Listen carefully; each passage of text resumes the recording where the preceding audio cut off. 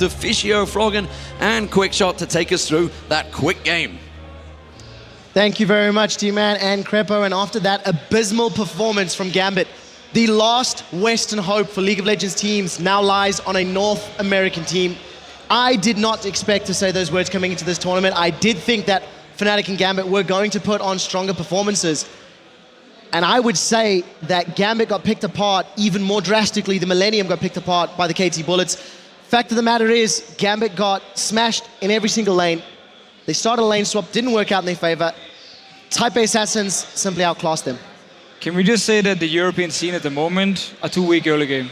Like the laning phase is just too weak. Every single game against the Asian teams, it's been the same story. Fall behind early, trying to catch up, not possible, end up losing the game. Millennium, KT Bullets was the same thing. Fnatic, IG was the same thing.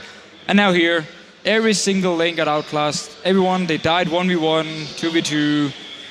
TPA played fantastic, we have to give them that. I mean, they really showed how strong they were. They showed that their record in GPL actually shows they are a very, very strong team. And if they can keep this performance going, they're definitely one of the favorites now. Yeah, I definitely agree. But I would like highlight especially the mid player, the 6th morning. He played amazing. It was insane. Like in the laning phase, he one-on-ones. Alex said, okay, he uses flash, Alex doesn't, but a one-on-one is a one-on-one. Free first blood from there. He snowballed it into a turret.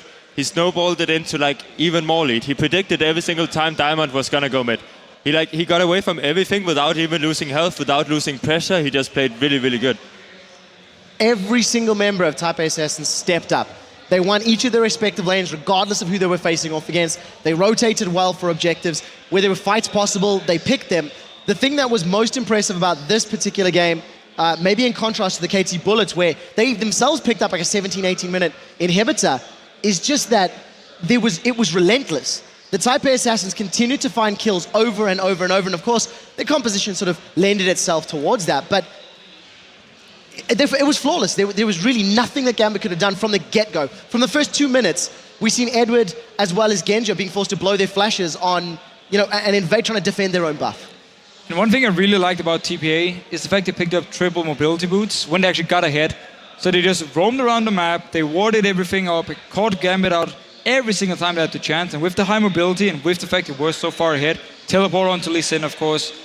Every time Gambit tried something, multiple members were there for TPA, punished them, killed them, and just make it look even worse for them. So let's take a look at Taipei Assassins, their performance. They absolutely destroy Gambit. Now, Taipei Assassins played phenomenally well. Gambit played pretty poorly, let's be frank and honest, and if we contrast those two performances, it makes TPA look particularly good. Do we feel their individual play and decision-making from this game is going to put them on par with the likes of KT Rolls to be, and maybe Invictus, as they have also shown very strong performances? So I think like the game was even till the point where Alex died. I really have to highlight that. It was like it was 2 versus 1 in the top side and the bottom side of the map. They both had like even pressure on those 2 lanes. The junglers, none of them really had an impact till they actually started going off the mid. They were like, okay, we got tower and mid, let's just keep rotating around the mid. We don't have to do anything else. We don't try to fight them top lane, we don't try to fight them bottom lane. It's like every single time they actually traded better than even, it was because 6 was involved. So what was the mistake there? Is that just TPA making excellent decisions around the mid lane, or is that Gambit not being, not having enough wards, not having enough members in that mid lane? Where do you feel it lies more?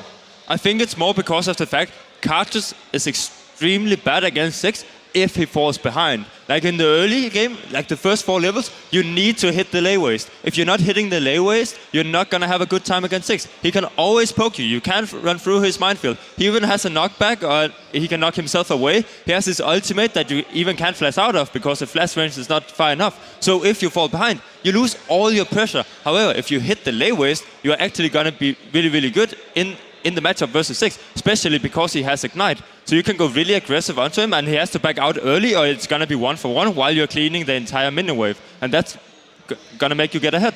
So basically, Gambit, with the last pick, was the Carvers. They were actually them picking against the 6. They more or less invested everything in saying, Alex, you're gonna win this matchup.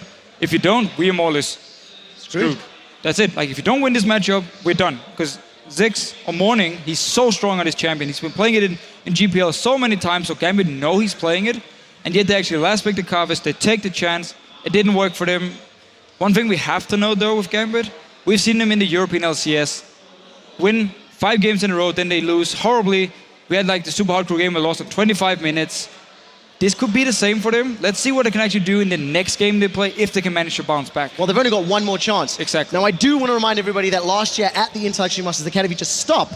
They had a terrible group stage. They only made it through on time difference and bounced back to take out, at the time, Blaze and Frost.